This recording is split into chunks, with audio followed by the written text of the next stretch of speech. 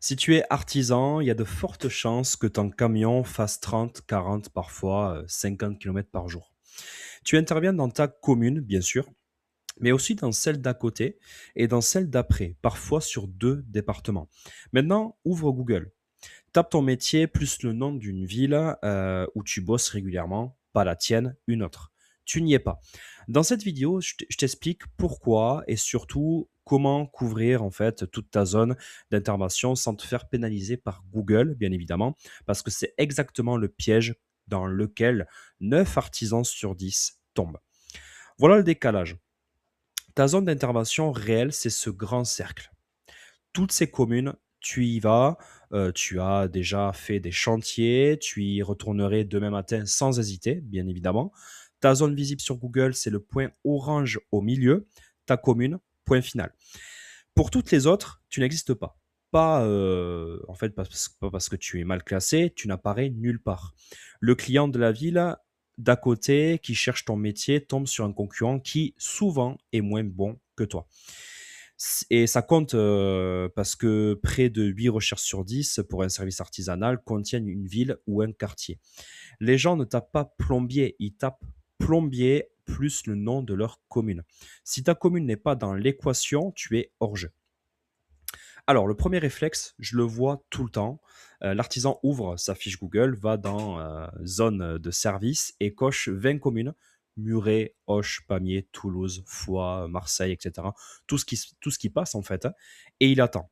Il ne se passe rien parce que ce champ ne fait pas ce que tu crois. Il dit à Google où tu interviens, il ne lui dit pas où te classer. D'accord. C'est un filtre, pas un levier. Sterling Sky, un des cabinets les plus sérieux sur le SEO local, a fait le test sur le terrain. Ils ont modifié la zone de service d'une fiche et ils n'ont observé aucun mouvement de position. Zéro. Deuxième chose, Google plafonne à 20 zones et recommande de ne pas dépasser 2 heures de route autour de ta base. Et troisième chose, la plus importante, ta fiche se classe autour de ton adresse. La distance, ça ne se pirate pas, hein, c'est structurel. Pour comprendre où tu peux gagner, il faut voir qu'il y a deux terrains de jeu sur une page de résultats Google. Le premier, c'est le local pack. Les trois fiches Google Maps tout en haut avec la carte. Celui-là, il est piloté par la proximité. Hein. Ta fiche ne portera jamais à 40 km, quoi que tu fasses dans tous les cas. Tu ne peux pas déplacer ton atelier, c'est un verrou et il faut l'accepter. Le deuxième terrain, c'est l'organique local. Les résultats classiques juste en dessous de la carte, et là tout change en fait. Hein. Ce terrain-là est piloté par le contenu de ton site. Il n'y a pas de limite de distance, il n'y a pas de rayon. Ok. Et c'est confirmé par les données. Selon l'étude Whitespark de 2026 d'ailleurs, sur les résultats organiques locaux, le contenu de la page est redevenu le facteur numéro un. Autrement dit, le premier terrain, tu le subis. Le deuxième, tu le contrôles à 100%. Donc la combinaison qui tient en 2026, c'est trois briques.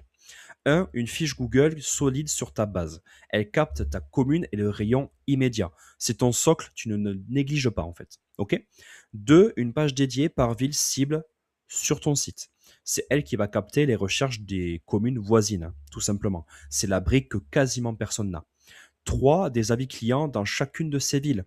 Ils crédibilisent ta présence sur la zone auprès de Google et auprès des visiteurs. Les trois ensemble, ça te donne une couverture réelle de ton territoire, pas une case cochée dans un formulaire. Maintenant, attention, parce que là, en général, il se passe une catastrophe. L'artisan comprend une page par ville. Il prend sa page d'accueil, il la copie 20 fois et il change juste le nom de la commune.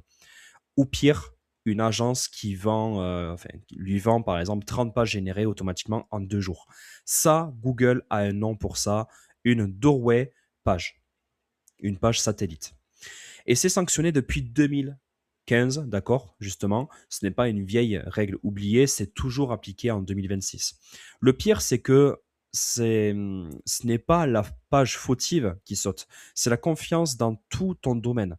Google regarde ton site, voit que la majorité de tes pages sont creuses et dupliquées, et il baisse la note de l'ensemble. Des sites ont perdu entre 60 et 80% de leur trafic organique du jour au lendemain à cause de ça, justement. Donc faites bien attention à ça. Et la plupart des patrons ne l'ont même pas su. Ils ont juste vu le téléphone arrêter de sonner et ils se sont dit que le SEO, ça ne marchait pas. Alors, à quoi ressemble une vraie page ville? 6 critères, d'accord? Donc, note-les bien. Un titre principal qui contient ton service et la ville. Donc, par exemple, couvreur à Toulouse, pas nos zones d'intervention. Le service, la ville, clair et net. 2, entre 800 et 1200 mots réellement uniques. Écrits pour cette ville-là, pas dupliqués, pas balancés à une IA en série pour remplir. 3, des preuves locales. Un chantier que tu as fait là-bas, des photos de ce chantier, un avis d'un client de cette commune, c'est ce qui prouve que tu y es vraiment. 4, du contexte réel. Les quartiers que tu desserves, donc du coup, voilà, le type de bâti du secteur, les contraintes euh, que tu y rencontres. Un artisan qui connaît sa zone sait faire ça en 10 minutes. Une IA, il ne sait pas le faire. 5, une FAQ, donc une fois en question propre à cette ville. Les vraies questions qu'on te pose là-bas. 6, tes coordonnées identiques à celles de ta fiche Google et un balisage local business. C'est la partie technique, mais elle compte, d'accord? Si aucune de tes pages ne coche pas ces 6 cases, ce n'est pas une page ville, c'est une page satellite qui s'ignore. Question suivante, combien de villes? Donc, 5 à 8 pour démarrer, pas 20, pas 40, hein. Et pour choisir, 3 filtres. Le premier, tu y interviens vraiment. Pas j'aimerais bien, d'accord, hein, ok? Tu as déjà fait des chantiers là-bas. Le deuxième, il y a de la demande. Donc, des gens tapent ton métier plus cette ville, vérifie-le avant d'écrire une ligne, bien évidemment. Le troisième, le trajet est rentable. Une ville à 1 heure de route pour un devis de 300 euros, ça n'a aucun intérêt, même si tu te classes premier. Mieux vaut 6 pages solides que 30 pages creuses. On est bien d'accord avec ça. Une seule page bien faite peut te ramener plus qu'une zone entière bâclée. Un dernier détail technique, et celui-là trahit tout d'ailleurs, ne mets jamais tes pages villes en liste de ton footer.